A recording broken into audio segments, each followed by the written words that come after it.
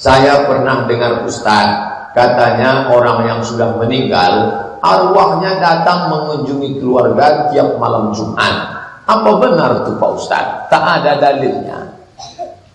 Tak ada dalil. Tak pernah Nabi mengatakan orang mati itu dapat liburan malam Jumat, cuti balik ke rumah, tak ada.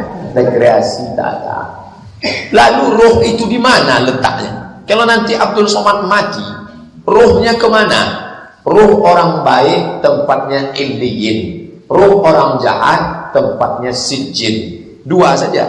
Begitu dalam kitab Roh ditulis Ibnu Qayyim Al-Jauziyah, murid Imam Ibnu Taimiyah. Yang baik illiyin, yang jahat sijjin. Tapi Allah punya kuasa mengirimkan roh itu untuk masuk balik ke dalam kubur di saat-saat tertentu.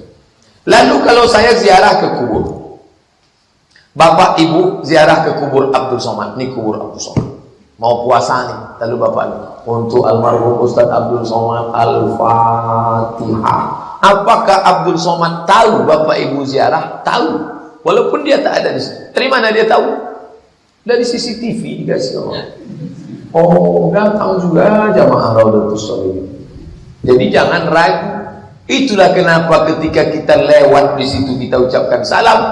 Kau tadi ucapkan salam tak? Ragu aku, Ustaz Somad tak ada tak tidak. Ustaz itu tetap tahu karena Allah kuasa untuk memberitahu kepada dia. Tadi jamaah mengucapkan salam, hai Abdul Somad. Siapa saja? Ada jamaah dari FSRNM, ada Pak Ketua Masjid, ada dari ini macam. Tapi ada yang satu tak ucapkan salam. Kenapa? Dia tak yakin kau tahu. Sedih saya. Kenapa lah dia tak mau ucapkan salam? Maka ucapkanlah salam. Masalah dia berada tak berada di tempat, dia tahu. Jam-jam berapa aja dia ada di situ Pak Ustaz. Belum pula ada bocoran jam berapa. Bocoran maklumat tentang alam barzakh itu hanya dari mulut Muhammad sallallahu alaihi wasallam. Bocoran pertanyaan di padang mahsyar dikasih taunya umur, ilmu, badan, masa muda. Yang lain tak dikasih tahu. Maka ilmu tentang akhirat itu disebut dengan sam'iyat. Sam'iyat, semua yang didengar telinga dari mulut Muhammad yang tertulis dalam hadis. Orang tak bisa menduga-duga. Menurut saya, roh itu datang malam Jumat. Saya siapa? Memangnya dapat wahyu. Kalau ada ustaz nanti katakan, menurut saya, roh itu balik malam Jumat. Itu dia dapat wahyu. Satu sel sama Lia Eden dan Ahmad Musadik. Ustaz, tetangga saya mendapatkan punya kelebihan yang menyiksa dirinya sendiri. Itu bukan kelebihan, kekurangan tuh. Yaitu dapat melihat orang yang bakal meninggal, bertentangan dengan Quran. Wa ma tadri nafsum maza taksibu ghada. Tak ada orang yang tahu apa terjadi besok. Wa ma tadri nafsum bi ayyi ardin tamut. Tak ada orang yang tahu di mana dia mati. Kalau sudah bertentangan sama Quran, jangankan bertentangan sama Quran, kata Imam Syafi'i, kalau bertentangan dengan hadis, campakkan. Apalagi bertentangan dengan Quran. Jika dia berbicara melihat manusia yang mau meninggal, dia melihat orang tersebut tak ada kepalanya. Apakah ini kelebihan dari Allah? Ini datang dari setan. Dia sedang diganggu jin, maka dia mesti diobati dengan ruqyah. Bawa dia ke ruqyah. Nanti Ustadz Saifullah membuat ruqyah masal gratis, tak bayar. Minta acaranya di Arsi, Asosiasi Ruqyah Syariah Indonesia. Siapa yang bisa nengok Nyi Blorong, Mak Lampir, Suster Ngesot, maka matanya dimasuki jin. Jin itulah yang memantul bisa nengok. Maka jin itu mesti diusir. Kalau datanglah jin, pas saya berzikir, datang jin. Hai Abdul Somad, maukah aku masuk ke matamu supaya kau bisa nengok setan? Tak usah. Apa untungnya? Apa untungnya kalau bisa nengok setan? Jadi masalah ini banyak sudah ngaku ke saya, tak satu dua orang. Ada yang mengaku menengok sundel bolong, gondorwo. Saya bilang ruqyah. Yang satu lagi di dekat Purna MTQ, tak boleh sebut namanya. Pak Ustaz, saya mau tanya Pak Ustaz, ini pertanyaan serius, tak bisa dapat orang banyak. Oke, nanti pas semua balik kita berdua. Saya nih ikut kelompok zikir Pak Ustaz, megang tasbih kayu.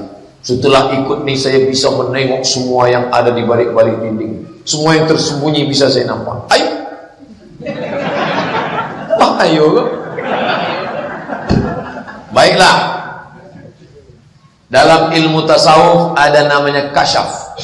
Ketika tirai tadi tertutup, saya tak nampak siapa yang ada di balik tirai. Ketika tirai terbuka, namanya kasyaf. Kasyaf itu tidak dipelajari, Allah kasih kepada si hamba. Dan dia tak bisa diulang-ulang. Kalau Allah berkehendak, bisa nampak. Kalau tidak, tak bisa. Umar pernah kasyaf. Ketika dia sedang khutbah, ya Sariyah Jabal, di atas mimbar, ya Sariyah Jabal, ya Sariyah Jabal. Sariyah itu nama tentara, panglima perang. Sariyah sedang perang di Nahawan. Jarak dari Madinah ke Nahawan sebulan perjalanan. Sariyah mendengar pesan Umar. Hai Sariyah, bersembunyi ke balik bukit. Itu kasyaf. Tak bisa diulang. Tak ada siaran ulangan, live.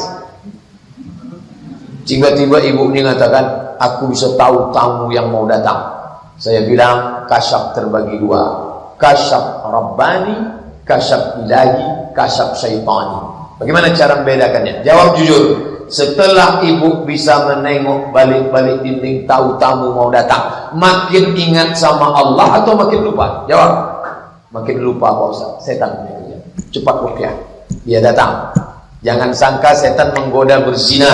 Jangan sangka setan berzoda minum khamar. Di dalam zikir pun dia datang. Makanya orang yang ikut zikir harus mengikut mursyid. Orang yang tak bermursyid, mursyid itu penunjuk jalan, guide, dikhawatirkan dia nyasar. Karena dalam dunia spiritual susah membedakan antara Tuhan dengan hantu. Tuhan. Maka mesti ada syekh mursyid. Man la syaikha lahu, siapa yang tak bersyekh, fasyaitanu syaikhuhu, setanlah syekhnya. Maka silsilahnya sampai ke Tuan Guru. Kalau tidak, mengkhawatirkan dia disesatkan setan. Alhamdulillah. Kalau ustaz bacaan imam kurang satu huruf, umpamanya begini, ihdinas siratal mustaqim, tidak pakai sin. Tak pakai sin, mana bunyinya? Ihdinas siratal mustaqim. Bagaimana sholat kita Pak Ustaz? Sah atau tak sah? Kalau kurang hurufnya batal. Kalau sekedar talhin itu barisnya salah atau hurufnya pakai shad jadi sin. Ihdinas siratal, masih tetap. Tapi kalau kurang hurufnya, berubah maknanya, tak sah Fatihahnya, batal sholatnya. Mana dalilnya? La sholata, tidak sah salat liman lam yaqra bi Fatihatil kitab, bagi orang yang tak baca Fatihah. Andai terjadi macam itu, mana tahu musafir ke Medan, musafir ke Jambi, mampir ke masjid, tiba-tiba dapat imam yang tak lengkap 4 sehat 5 sempurna, maka solat itu diulang balik. Namanya solat i'adah. Solat itu terbagi 3. Solat pertama ada, solat kedua qadha. Solat yang sudah diikut diulang balik namanya ada. Maka fit and proper test imam paripurna, baca Fatihah. Bismillahirrahmanirrahim. Alhamdulillahi rabbil alamin. Ar-Rahmanir-Rahim. Maliki yaumiddin. Iyyaka na'budu wa iyyaka nasta'in. Ihdinas siratal mustaqim. Siratal ladzina an'amta 'alaihim ghairil maghdubi 'alaihim waladdallin. Lebih kurang begitulah agak-agak. Sikit lagi Ustaz. Yang mana lebih baik kita baca? Pakai Rabbana bisalam atau fahayyina Rabbana bisalam? Fahayyina, fa maka, hayyina hidupkanlah kami, Rabbana ya Tuhan kami, bisalam dengan keselamatan. Fahayyina Rabbana bisalam. Itulah. Dua lagi Ustaz. Yang mana lebih baik kita baca? Rabbana sighara, Rabbayani saghira, Rabbayana saghira. Yang pertama, Rabbana ighfir lana dzunubana wa liwalidayna warhamhuma kama rabbayana saghira. Betul. Yang kedua, Rabbana ighfir lana dzunubana wa liwalidina warhamhum kama rabbawna shighara. Betul. Secara bahasa mana yang betul? Keduanya sama betul. Apa bedanya? Yang pertama, ya Allah ampunilah kedua orang tua kami sebagaimana mereka berdua menjaga kami ketika kami masih kecil. Mereka berdua. Sedangkan yang terakhir tadi digabungkannya semua. Jagalah orang-orang tua kami sebagaimana mereka. Banyak. Mak saya, mak ibu, mak bapak, mak semua di kampung. Kalau yang pertama tadi tidak. Jagalah kedua orang tua kami. Dua orang tua bapak, dua orang tua saya. Dua-duanya sama benar. Minta tolong dijelaskan Ustaz. Udah saya jelaskan. Sebelum dan sesudahnya kami tak lupa aturkan terima kasih. Jazakumullah khairan. Hormat kami yang membuat. Mudah-mudahan apa yang kita kaji ini berubah menjadi amal soleh. Amin.